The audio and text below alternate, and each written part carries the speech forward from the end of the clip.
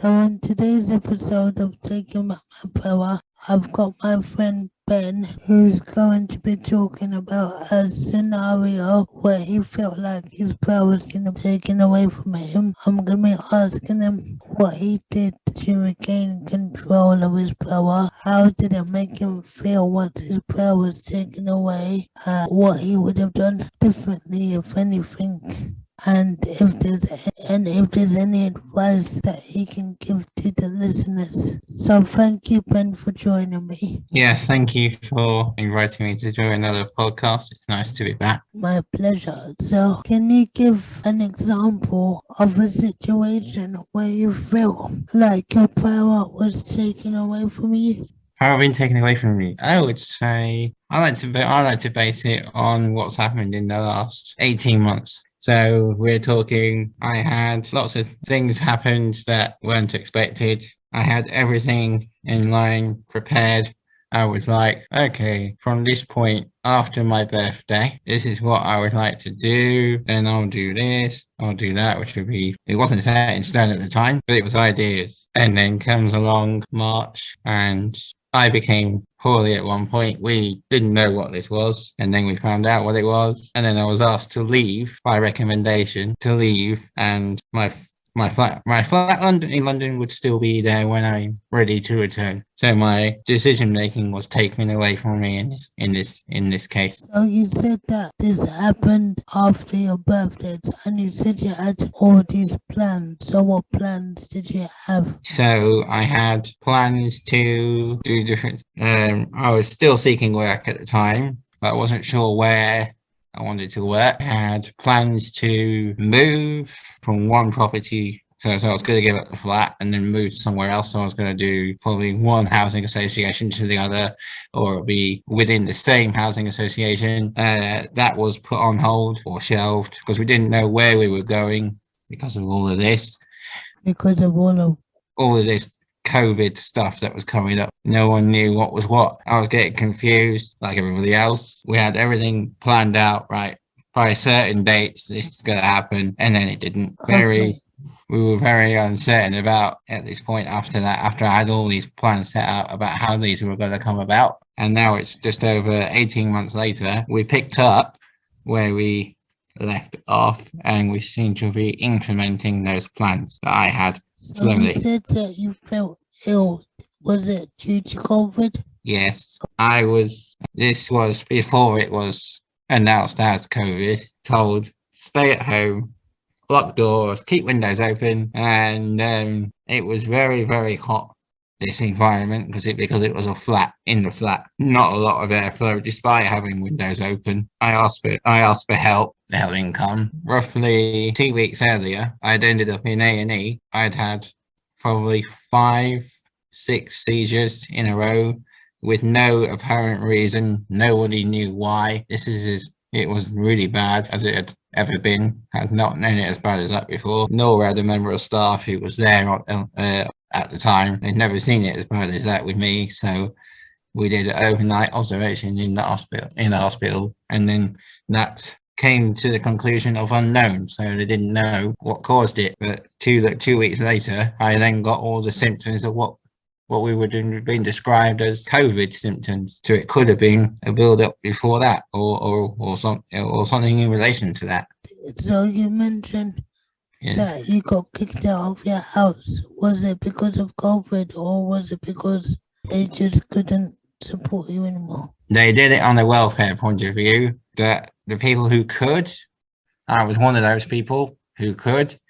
I picked up all my stuff and put it in my mum's car, and I've been with them ever since for the last 18 months, straight through, with the occasional visit back and forth from London, from where my parents are to London. And it's like I've now made it's a big decision, but it's not an easy one to make at the same time.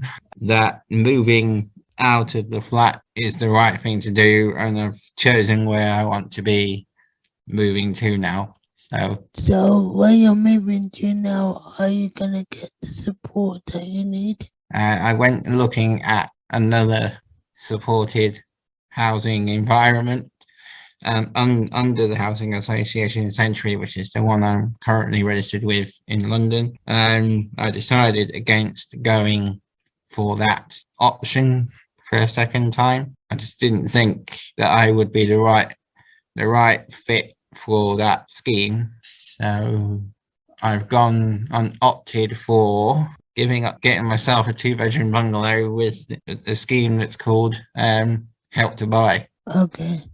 And the scheme Help to Buy was not originally on the list of things, but it actually, in the long run, gives me social security for when I'm later on in life, because it means I've got somewhere that I can call my own for as long as I want to. So in terms of like support, For support, yeah. now this is not a supported environment, but it's through another housing association. Okay, so So I'm transferring from one housing association to another for me to have this property. So I'm basically buying this 2-bedroom bungalow. So I buy a percentage of it and I rent the rest. okay.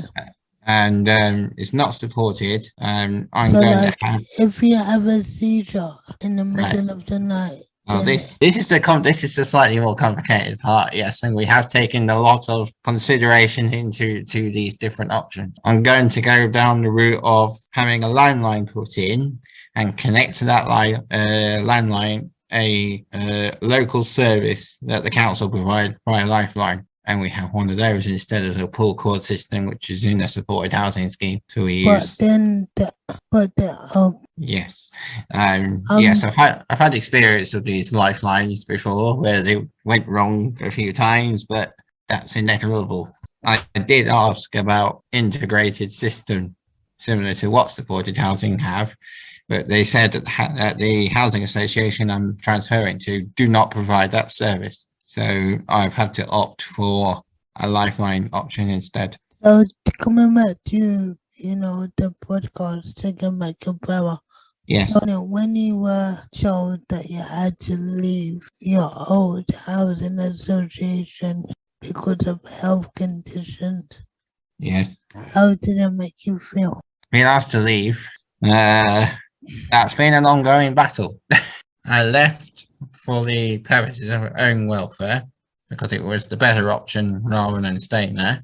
This is Barnet Council telling me this. They decided because I hadn't been there for, I don't know, the duration of what, just under 18 months, they decided that I don't live in that flat anymore. And so I had an argument with them and saying, actually, I was actually advised to leave rather than I left because I wanted to. So I eventually won that battle and saying, actually, I'm not using it for what they described as medical purposes.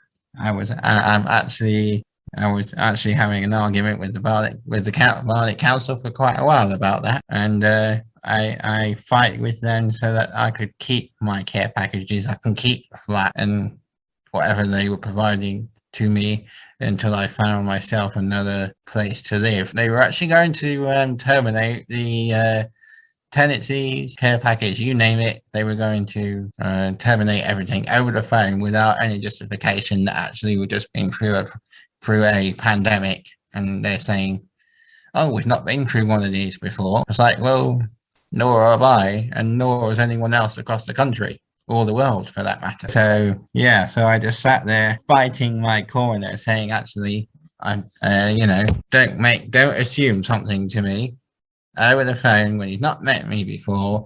We've not been in this situation before. You can't do anything. And this is the person that I was speaking to that I said this to. So like for anyone, so like if we could go back, if we could go back and do things differently, would you go back and do anything different in terms of taking back your power? I probably would have done.